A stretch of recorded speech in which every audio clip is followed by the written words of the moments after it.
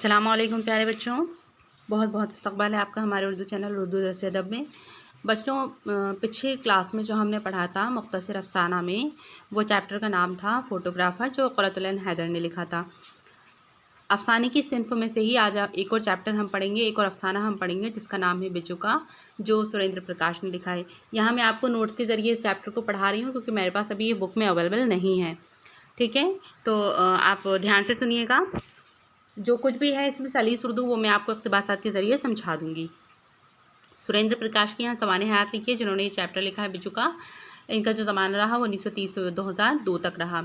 सुरेंद्र प्रकाश असल नाम इनका सुरेंद्र कुमार ओबरॉय है, यानी गैर मुनक़सम पंजाब के शहर लायलपुर फैसलाबाद में पैदा हुए। घरेलू परेशानियों के बाइस बाकायदा तालीम हासिल ना कर सके। 1947 में वालिदैन के साथ दिल्ली पहुँचे, जहाँ हुसूल माश के लिए उन्होंने मेहनत मजदूरी और छोटी मोटी मुलाजिमतें की। माश मतलब होता है अपनी रोज़ी रोटी तलाश करना, तो काम काज तलाश करना। तो काम काज हासिल करने के लिए वो मेहनत मजदूरी और छोटी मोटी मुलाजिमतें करने लगे, यानी नौकरी करने लगे।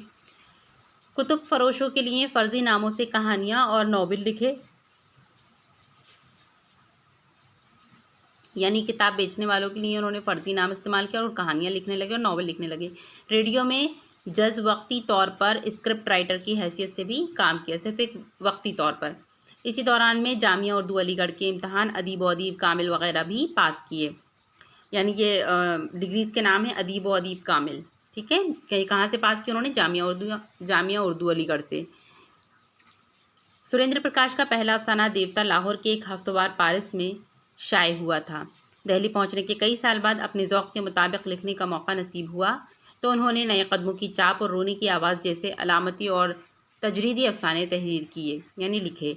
सुरेंद्र प्रकाश के अफसानों में नित नए रूप इख्तियार करने वाला तंज़ और मलाल का उन्सुर नुमाया है, यानी वो जो भी अफसाने लिखते थे उसमें एक तंज़ भी होता था और मलाल भी कहता था।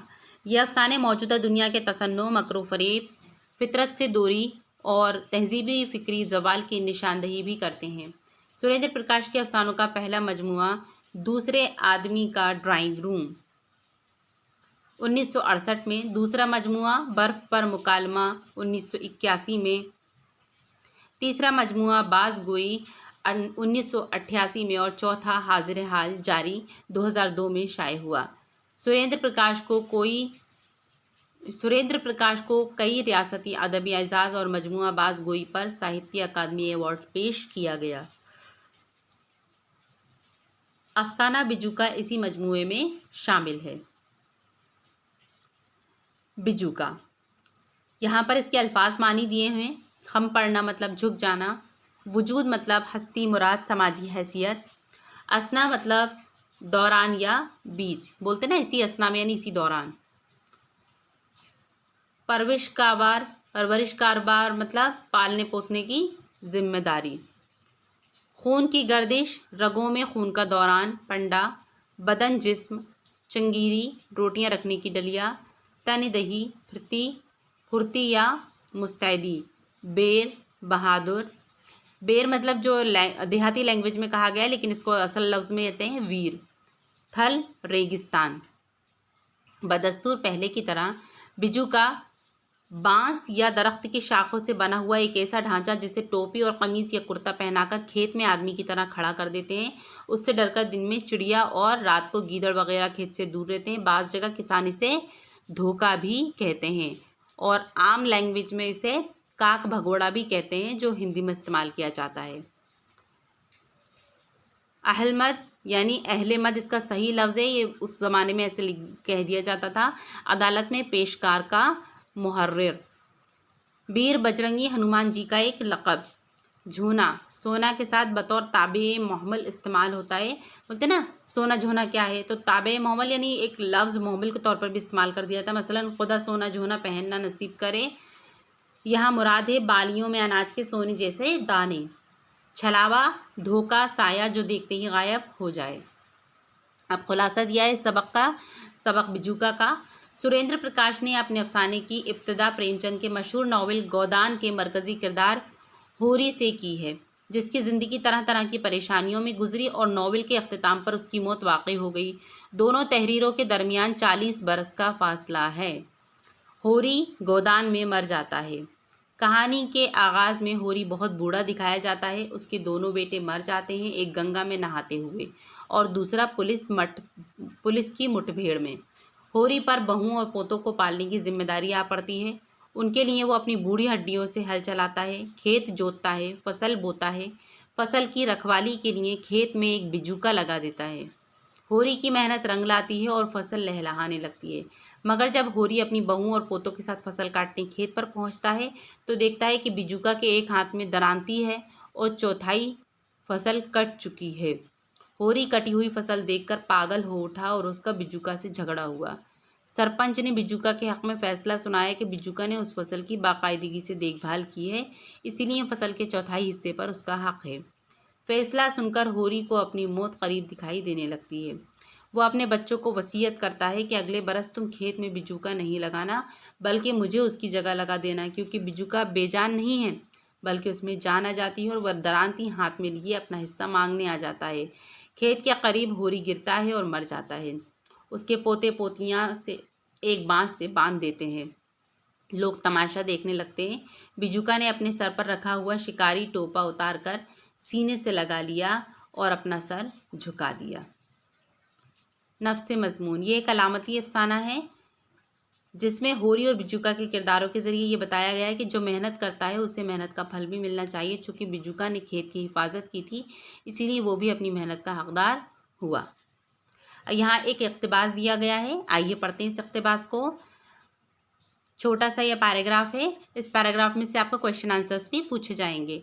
प्रेमचंद की कहानी का होरी इतना बूढ़ा हो चुका है कि उसकी पलकों और भौहों के बाल तक सफ़ेद हो गए थे, कमर में खम पड़ गया था और हाथों की नसें सांवली खुरदुरे गोश्त में उभर आई थीं। इसी असना में उसके यहाँ 2 बेटे हुए जो अब नहीं रहे। एक गंगा में नहा रहा था कि डूब गया और दूसरा पुलिस मुकाबले में मारा गया। पुलिस के साथ उसका मुकाबला क्यों हुआ, इसमें कुछ ऐसी बताने वाली बात नहीं। जब भी कोई आदमी अपने वजूद से वाकिफ़ होता है और अपने इर्द गिर्द फैली हुई बेचैनी महसूस करने लगता है तो उसका पुलिस के साथ मुकाबला हो जाना कुदरती हो जाता है। बस ऐसा ही कुछ उसी के साथ भी हुआ था और बूढ़े होरी के हाथ हल्के हत्थे को थामे में हुए एक बार ढीले पड़े, ज़रा कांपे और फिर उनकी गिरफ्त में अपने आप मजबूत हो गई। उसने बेलों को हाँक लगाई और फिर हल का फल जमीन का सीना चीरता हुआ आगे बढ़ गया। उन दोनों बेटों की बीवियां थीं और आगे उनके 5 बच्चे, 3 गंगा में डूबने वाले के और 2 पुलिस मुकाबले में मारे जाने वाले के। अब उन सब की परवरिश का बार होरी पर आन पड़ा था। उसके बूढ़े जिस्म में खून जोर से गर्दिश करने लगा था। उस दिन आसमान सूरज निकलने से पहले कुछ ज्यादा ही सुर्ख था और होरी के आंगन के कुएं के गिर्द 5 बच्चे नंग धाड़क बैठे नहा रहे थे। उसकी बड़ी बहू कुएं से पानी निकालकर उन पर बारी बारी उंडेलती जा रही थी। वो उछलते हुए अपना पंडा मलते पानी उछाल रहे थे। छोटी बहू बड़ी बड़ी रोटियां बनाकर चंगेरी में डाल रही थी और होरी अंदर कपड़े बदलकर पगड़ी बांध रहा था। पगड़ी बांधकर उसने ताकचे में रखे हुए आईने में अपना चेहरा देखा। सारे चेहरे पर लकीरें फैल गई थीं। उसने करीब ही लटकी हुई हनुमान जी की छोटी सी तस्वीर के सामने आंखें बंद करके दोनों हाथ जोड़कर सर झुकाया और फिर दरवाजे में से गुजरकर बाहर आंगन में आ गया। दरअसल इबारत के सबक और उसके मुसन्निफ़ का नाम लिखिए। तो ये इबारत अफसाने से ली गई है, बिजूका से, और इसके मुसन्निफ़ सुरेंद्र प्रकाश हैं। सवाल नंबर 2, अफसाने में होरी का किस तरह तारुफ करवाया गया है। प्रेमचंद के मशहूर अफसाना नावल गोदान का हीरो होरी है। सुरेंद्र प्रकाश ने इसी होरी को अफसाने का मरकज़ी किरदार बनाकर इस तरह तारुफ कराया है कि प्रेमचंद की कहानी का होरी इतना बूढ़ा हो चुका था कि उसकी पलकों और भौहों तक के बाल सफ़ेद हो गए थे, कमर में खम पड़ गया था और हाथों की नसें सांवले खुरदुरे गोश्त से उभर आई थीं। अब सवाल नंबर 3 दिया है, होरी के कितने बच्चे थे और वो क्यों जिंदा नहीं रहे। होरी के 2 बच्चे थे और वो इसलिए जिंदा नहीं रहे कि एक गंगा में नहाते हुए डूब गया और दूसरा पुलिस के मुकाबले में मारा गया। सवाल नंबर 4, बेटों की मौत के बाद होरी पर किन किन लोगों की परवरिश का बार आन पड़ा था। तो बेटों की मौत के बाद होरी पर दोनों बेटों की बीवियां और उनके 5 बच्चों की परवरिश का बार आन पड़ा था। अब यहाँ पर अल्फाज और लफ्ज़ों में जुमले इस्तेमाल करने के लिए दिया है। नसें यानी इंसान हो या जानवर, सबके जिस्म में नसें होती हैं। खम पड़ना, बूढ़े लोगों की कमर में अक्सर खम पड़ जाता है, नहीं बल पड़ जाता है। मुकाबला, किसी भी शख्स के लिए हिम्मत के बगैर सख्त हालात या मुश्किलात में मुकाबला करना आसान नहीं होता। नंग धड़ंग, गाँव में अक्सर छोटे बच्चे नंग धड़ंग होकर दौड़ते फिरते नजर आते हैं। ये दूसरा पैराग्राफ दिया है, मैं यहाँ पढ़ नहीं रही हूँ, बस आपको एक नज़र बता दे रही हूँ। इसमें से भी आपको सवाल जवाब पूछे जा सकते हैं। ये सभी कुछ मैं आपको नोट्स के ज़रिए सेंड कर दूंगी। आइए मशक़ी सवाल जवाब देख लेते हैं। होरी कौन है और वो प्रेमचंद के किस नावल से ताल्लुक़ रखता है? होरी प्रेमचंद के मशहूर नावल गोदान का मरकज़ी किरदार है, जो एक गरीब किसान है जिसकी ज़िंदगी तरह तरह की परेशानियों में गुजरी और नावल के अख्ताम पर यानी नावल ख़त्म होने पर उसकी मौत हो गई। सवाल नंबर 2, फसल पक जाने पर होरी खुश क्यों था? फसल पक जाने पर होरी इसलिए खुश था क्योंकि वो सोच रहा था कि कितना अच्छे समय आ पहुंचा है, ना अहले मद की धौंस, ना बनिए का खटका, ना अंग्रेज़ की ज़ोर ज़बरदस्ती और ना ज़मींदार का हिस्सा। उसकी नज़रों के सामने हरे हरे खुशे झूम उठे। उसकी खुशी की असल वजह अच्छी फसल थी जिसमें कोई दूसरा शरीक नहीं था। सवाल नंबर 3, बिजूका किसे कहते हैं? अफसाना निगार ने इसके ज़रिए क्या पैगाम दिया है?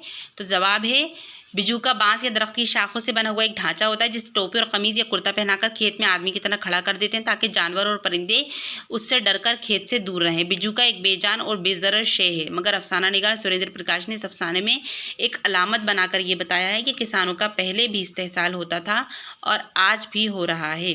शोषण, इस्तेहसाल मतलब शोषण, और ये कि मेहनत मजदूरी करने वालों की मेहनत का फल मिलना चाहिए। होरी जो वसीयत करता है उसका मतलब यही है कि अफराद हों या कौमें, उन्हें अपनी अमलाक और पैदावार वगैरह की खुद ही हिफाजत करनी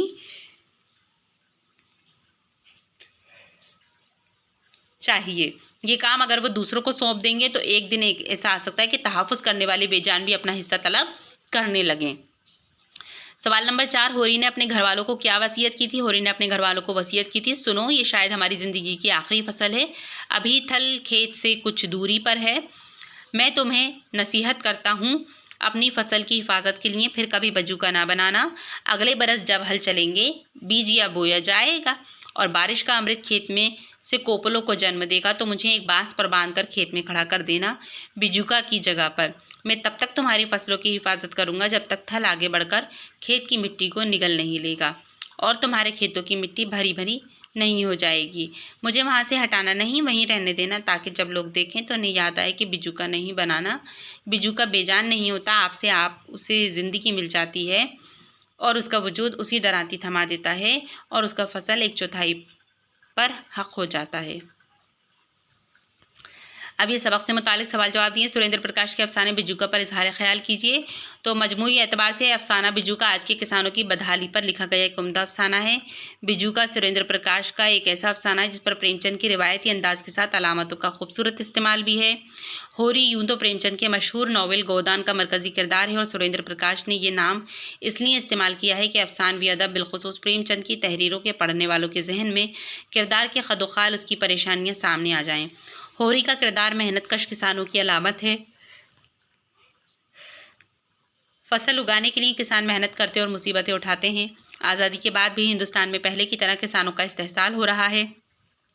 गोदान के किरदार और प्लाट को सुरेंद्र प्रकाश ने पस मंज़र के तौर पर इस्तेमाल किया है। अफसाना निगार सुरेंद्र प्रकाश ये बताना चाहते हैं कि किसानों की हालत में कोई तब्दीली नहीं आई और आज भी उसका इस्तेहसाल हो रहा है। गोदान का होरी आज भी किसी न किसी शक्ल में मौजूद है। सुरेंद्र प्रकाश ने भी प्रेमचंद की तरह किसानों की ज़िंदगी और माहौल की खूबसूरत अक्कासी की है।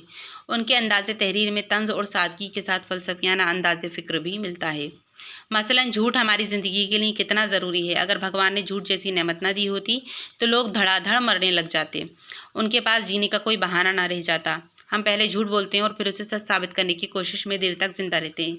इसी दिन इन सब चीज़ों में ज़िंदगी कुलबुला रही थी और ये सब मिलकर मैं बना और मैं फसल पकने तक यहाँ खड़ा रहा और एक दरांती मेरे सारे वजूद में आहिस्ता आहिस्ता निकलती रही। मजमूई एतबार से अफसाना आज के किसानों की बदहाली पर लिखा गया उम्दा अफसाना है। ठीक है बच्चों, तो ये चैप्टर मैंने आपको आज पढ़ा दिया है। आप इसको नोट्स के मैं जो आपको नोट्स के ज़रिए भेजूंगी वो आप उसको लिख लीजिएगा। तो आज की क्लास में इतना ही। नेक्स्ट क्लास में हम 7 चैप्टर पढ़ेंगे। इजाज़त दीजिए मुझको। आदाब।